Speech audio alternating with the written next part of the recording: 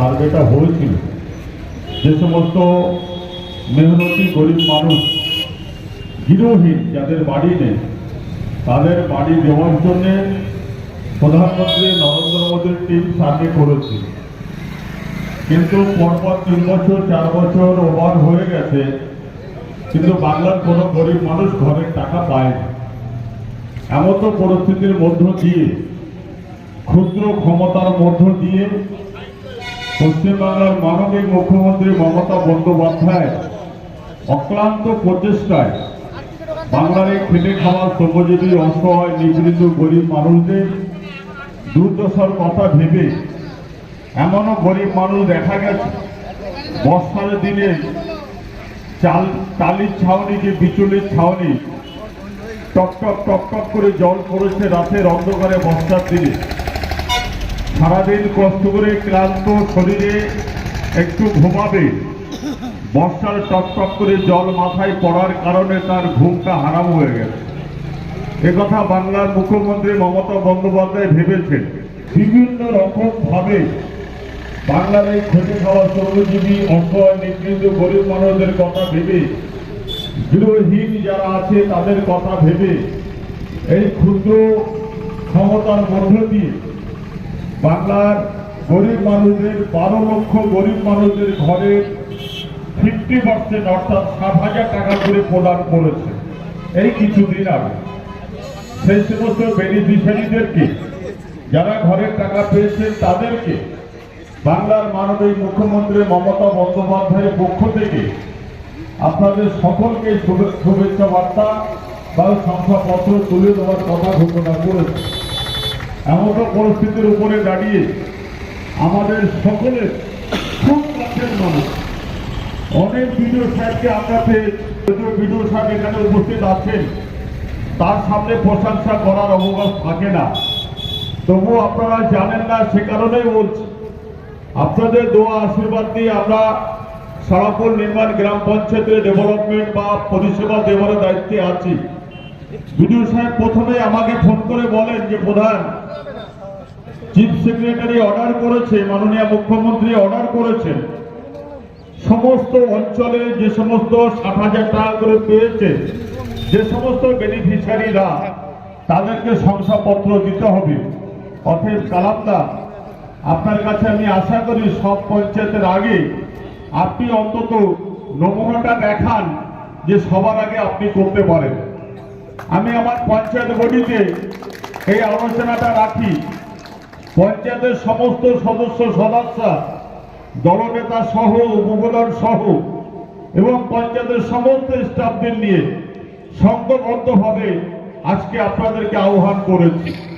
শুধুমাত্র বাংলার মুখ্যমন্ত্রী তার স্বল্প ক্ষমতার মধ্য দিয়েও আপনাদের কষ্ট, আপনাদের দুর্দশার কথা ভেবে বিডিও সাহেবের হাত দিয়ে আপনাদের কাছে কিন্তু 60,000 টাকা করে পৌঁছে দিতে সক্ষম হয়েছে। ইনকোয়ারি হবে, তারপরে আবার সেকেন্ড কিস্তির টাকা পাবেন 60,000 টাকা। প্রসঙ্গক্রমে বলে রাখি সাহেব, প্রসঙ্গক্রমে বলে রাখি, ঘর যখন করছেন ওর মধ্যে কিন্তু একটা পায়খানা বাথরুমের করার প্রভিশন আছে। বাথরুম যেটা হবে সেটা কিন্তু আপনারা আপনাদের ইচ্ছা মতো করলে হবে না। সরকারি যেটা মডেল স্কিম আছে, কিছুদিন আগে আপনারা হয়তো জানেন আমরা 79টা বাথরুম করেছি আপনাদের এই পঞ্চায়েতে, যেটা যে নিয়মে করা হয়েছিল সেই নিয়মে কিন্তু এই বাথরুমটা হবে। ওয়াইল্ড অ্যাকশন হয়তো আপনারা বুঝতে পারবেন না, যখন করবেন পঞ্চায়েতে আমাদের আমিনুর আছে, জিআরএস আছে, এর সাথে একটু যোগাযোগ করবেন। সর্বোপরি আপনার বুথে মেম্বার আছে, যদি আপনি না আসতে পারেন কাজে ফাঁক না পাওয়ার কারণে আপনারা আপনাদের মেম্বারদের পরে দ্বারস্থ হয়ে যাবেন। মেম্বার আমিনুরের সাথে যোগাযোগ করে কিভাবে বাথরুমটা বানাতে হবে মেম্বার আপনাদেরকে ডাইরেকশন দিয়ে দেবে, যার যা বুথে যে মেম্বার আছে। সে কারণে আমরা গর্বিত, আমরা আনন্দিত। দীর্ঘ 3 বছর কেন্দ্রীয় সরকার তথা প্রধানমন্ত্রী নরেন্দ্র মোদীর কাছ থেকে আমরা আশা করেছিলাম যে ভালো ঘর বেঁধে বাস করবো, বলবো না।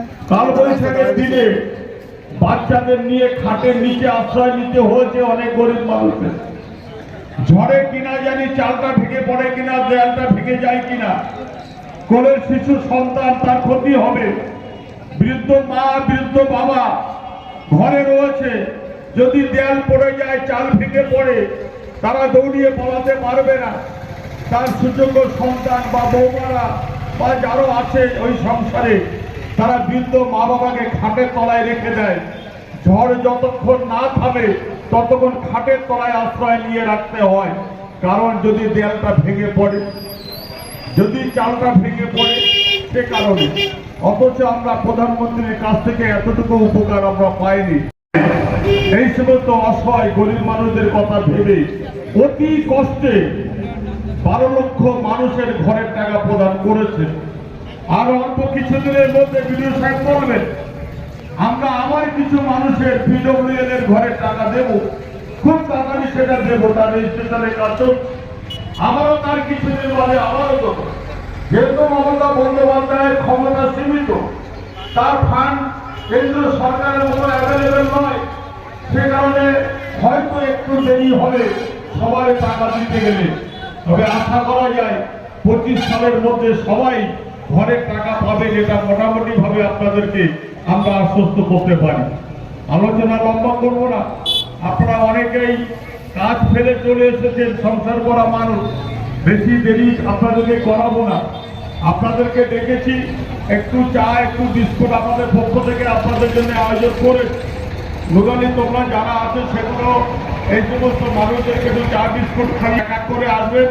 আমাদের বিডিও সাহেবের হাত দিয়ে আপনাদের শংসাপত্র দেব। বিডিও সাহেব যেহেতু অত্যন্ত কর্মঠ, যে কথা বলতে বলতে আমি রুট চেঞ্জ করে অনেক ব্লক অনেক দিক দিয়ে বঞ্চিত হচ্ছে, কিন্তু স্বরূপনগর ব্লক এই করতে আমার আনন্দে বুক ফেটে যায়। পাশের যে সমস্ত ব্লক আছে, গাইঘাটা, বাদুড়িয়া, বসিরহাট, হাবড়া, তারা যে পার্সেন্টেজ ঘর পেয়েছে তার তুলনায় অনেক অনেক বেশি পার্সেন্টেজ আমাদের বিডিও সাহেবের বদলতায় ছিনিয়ে আনতে পেরেছে। এর জন্য আমরা কৃতজ্ঞ আমাদের বিডিও সাহেবের কাছে। বিডিও সাহেব যদি সক্রিয় ভূমিকা না নিত, আমাদের অঞ্চলে কম বেশি 1400 মানুষ ঘর পাবেন, কম বেশি 1400 মানুষ ঘর পাবেন। কার বদলতায় হয়েছে? না, আমাদের বিডিও সাহেব বিষ্ণুপদ রায়ের বদলতায় হয়েছে। ইনি জেলায় যে অনশনে বসার মতো, আমি স্বরূপনগরের বিডিও, আমাকে কোটা যদি বেশি না দেন, আমাকে যদি ভাগ বেশি না দেন, আমি স্বরূপনগরের মানুষের কাছে মুখ দেখাতে পারবো না। ফিল করছেন স্যার, আমার স্বরূপনগরের মানুষ অনেক গরিব, আমার ঘর বেশি বেশি করে দিতে হবে। তাই হাবড়া, বারাসাত, বসিরহাট, গাইঘাটা, বাদুড়িয়া ব্লকের চাইতো, হিঙ্গলগঞ্জ, মিনাখা ব্লকের চাইতো আমাদের স্বরূপনগরের ঘর সবার ছাড়া আমরা বেশি পেয়েছি, শুধুমাত্র এই বিডিও সাহেবের কারণে। সে কারণে বিডিও সাহেব আমাদের মধ্যে দীর্ঘদিন থাক, তাতে আমরা উপকৃত হব, এই আশা কামনা করে আমি আমার ছোট্ট কথা শেষ করি। সবাই ভালো থাকুন, সুস্থ থাকুন। ধন্যবাদ। আজকের বিষয়টা অত্যন্ত গুরুত্বপূর্ণভাবে বুঝিয়ে দিলেন আমাদের সোনাপুর নির্মাণ গ্রাম পঞ্চায়েতের সম্মানীয় প্রধান।